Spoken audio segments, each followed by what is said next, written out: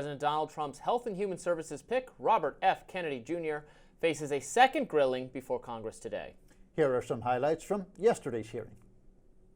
I'll comply with all the ethical guidelines. That's not the question. You have said you're asking me, Senator, you're asking me not to sue vaccine pharmaceutical companies. Yeah, you are. That's exactly what you're doing. The receipts show that Mr. Kennedy has embraced conspiracy theories, quacks, charlatans, especially when it comes to the safety and efficacy of vaccines. Right now, as I understand it, on their website, they are selling what's called onesies. These are little things, clothing for babies. Are you supportive of this? I've had nothing to do with leadership. Are you supportive of these onesies? I'm supportive of vaccines. Are you supportive of this clothing, which is militantly anti-vaccine? I am supportive of vaccines. I want good science. And here's Kennedy responding to a question asking him if he was a conspiracy theorist.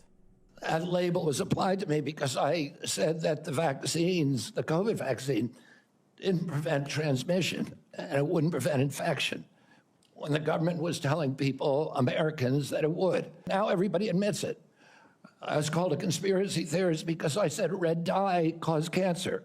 And now FDA has acknowledged that and banned it. I was called a conspiracy theorist because I said fluoride lowered IQ. Last week, JAMA published a meta-review of 87 studies saying that there's a direct inverse correlation between IQ loss. All right, so I'm going to assume I could go on for about a week. American attorney and editor-in-chief of Midas Touch Network, Ron Flipkowski, wrote on Blue Sky yesterday, Trump didn't choose RFK Jr. because he thought he was the best person for the job, as RFK keeps saying today. Trump trashed him repeatedly last year. But Trump's internal polling showed he needed RFK's voters to win. That's the sole reason he picked him: politics, not health.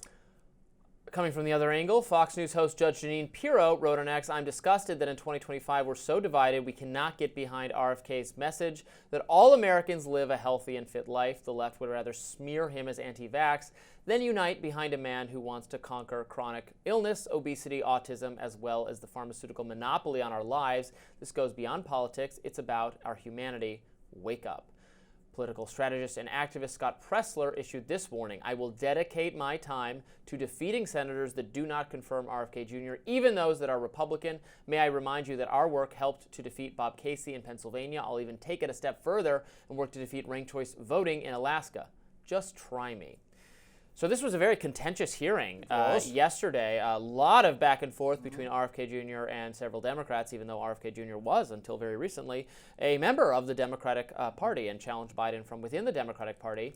Look, I certainly think it is fair to grill RFK Jr. on his past comments about vaccines and a number of other subjects.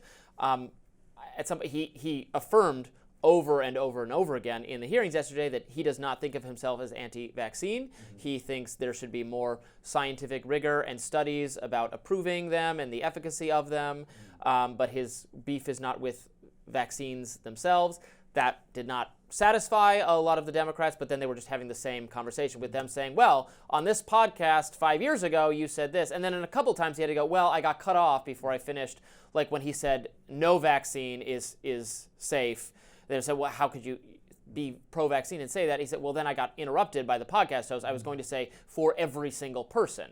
It is true that you can have a vaccine that we would generally consider, completely safe, but even set aside vaccines, just pharmaceutical or any product in general, if it kills, or not even kill, has some negative impact on 1 in a million people, that's often the case, that we still consider it safe. But that's what his point was. So I think it was actually helpful for him to illustrate some of his actual views, and I expect he will be confirmed, but with zero Democratic support. So my basic take of it is him suggesting that he is pro-vaccine, as he did at times during yesterday's hearing, is pretty disingenuous of him. I don't think there's any way you can fair-mindedly look at Robert F. Kennedy Jr.'s record on vaccines and say that he is pro-vaccine. At the very most generous end of the spectrum. I would think you would describe him as extremely skeptical of vaccines. He contends at other times that he wants them to be tested thoroughly. Vaccines are tested very thoroughly as it is. They have made enormous strides. He continues to traffic in, at the least, I would say, disingenuous information dating back to things like the polio vaccine, which he keeps harking back to an element in that original vaccine that hasn't been in it for decades.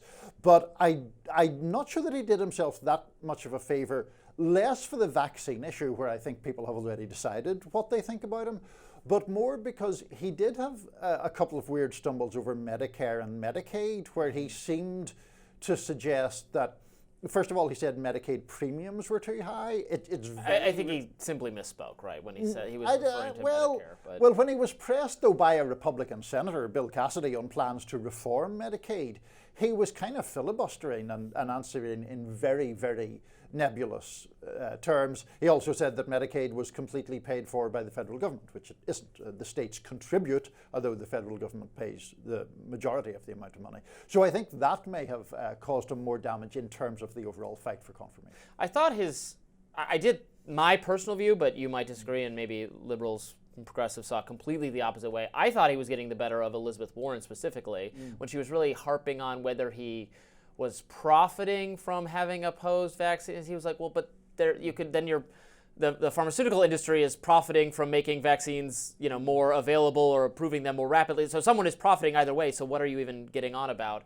I thought that was a fair point. Yeah, I mean, I think her argument was that he had drawn those profits from his work, and then if he is confirmed, he will have responsibility for areas from which he has previously profited.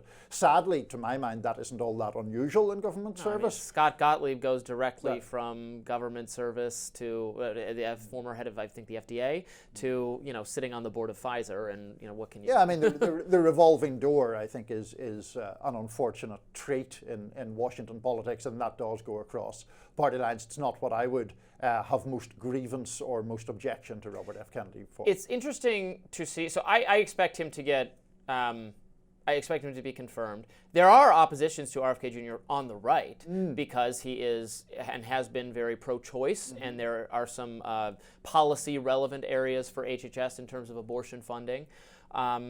So he's been opposed by some more social conservative, or even establishment conservative publications and organizations. So it's interesting that people like Scott Pressler, who's a major get out the vote drive person on the right, saying that if you oppose him, I will come after you. That actually is that's just not some guy spouting off on social media. If you're a Republican, you do not want Scott Pressler working against you. Let me guarantee you of that. I think it is the point. I read a column at Fox News yesterday, and this is kind of true, and it's more how politics used to work, the transactional. Look, RFK Jr., quasi-endorsing Trump by the end, or getting on board and pulling himself out in a couple states and helping to get, that made a difference. I think there's no argument that it didn't. And if that was done in exchange for the kind of political relevance he wanted to have in the administration, I don't know how you don't live up to that promise if you're Trump. I mean, Trump is attempting to live up to that promise. He's giving him the position that I suppose is the one RFK Jr. wanted.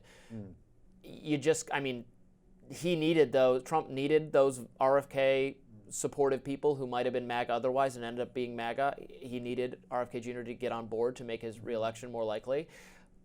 RFK Jr. did, so I kind of see and agree with the argument from a Republican Party standpoint that even if this guy isn't ideal from the standpoint of all social conservative or conservative priorities, that you just kind of got to do it this time. Yeah, I mean, I would need to look back at how many votes Kennedy was getting and how he was polling at the end, because he had certainly faded in the polls the longer his campaign went on, which is never a great sign for any politician, but it's certainly possible that in some of the swing states it may have made a difference. I was interested on the abortion question. It was Maggie Hassan, a Democratic senator from New Hampshire, who raised that in the most pointed way, saying kind of sardonically that she was happy to see so many of her Republican colleagues willing to vote for a pro-choice nominee as HHS secretary. And just finally, on the confirmation point, I do think it'll be interesting to see Bill Cassidy, the senator from Louisiana, is chairing today's hearing. He is a physician. He worked as a physician for decades, and he has seemed pretty lukewarm toward Kennedy for various reasons. Be interesting to see how he goes, because there are, after all, 3 Republican senators who did vote against Pete Hegseth. They've shown a willingness to buck the Trump line in that respect. We'll see how that goes for RFK Jr. Yes, we will. Coming up, more rising. 2 more of Trump's cabinet picks are being grilled today. Tulsi Gabbard and also Kash Patel. We'll talk about it. Stick around.